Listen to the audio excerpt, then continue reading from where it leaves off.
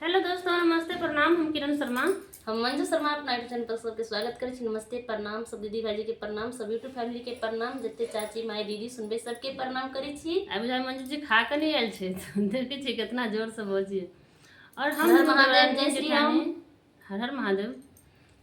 और हम दोनों देवरानी जेठानी जा रहल छी बहुत प्यारा सा, बहुत दर्दनायक कजरी गीत गाब। अहाँ सब जरूर सुनब, कमेंट करके बहुत जरूर। दर्दनायक कजरी गीत बहुत छै, दर्दनायक है। अहाँ सब लास्ट तक गीत के सुनबे तभी समझ पेबे। जरूर अहाँ सब बहुत प्यारा सुनब सा गीत और है। प्यार आशीर्वाद जरूर देव आ कमेंट जरूर करब, शेयर करके अहाँ सब कोशिश जरूर करब, शेयर करब और लाइक सब्सक्राइब प्यार आशीर्वाद अहाँ सब जरूर देब। कनी अपन प्यार आशीर्वाद जल्दी जल्दी बरसेबे, हमरा सब आगा बढ़ैया। और हम दोनों देवानी जा रहल छी गीत गाब। कजरी गीत छै, बहुत दर्दनायक छै। देखियो कि की केलखिन और केते अपने देह पर अपने कते संकट लेने छथिन, लेकिन सब चीज भऽ रहल छै हुनके कारण। ताहिके लऽ कऽ अहाँ सब जरूर सुनब, कमेंट करके जरूर बताएब। उजरल दशरथ के हो भवनमा के, कई तोरे करन माना। उजरल दशरथ के हो भवनमा के, कई तोरे करन माना। करन माना के, कई तोरे करन माना। उजरल दशरथ के हो भवनमा के, कई तोरे करन माना। उजरल दशरथ के हो भवनमा के, कई तोरे करन माना। तोरे करन माना के, कई तोरे करन माना। उजरल दशरथ के हो भवनमा के, कई तोरे करन माना।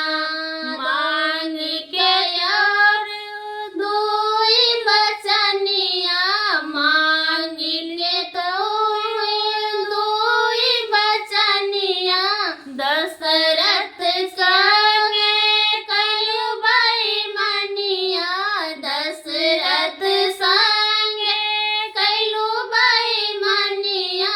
दशरथ त्याग देले परनमा के, कई तोरे करन माना।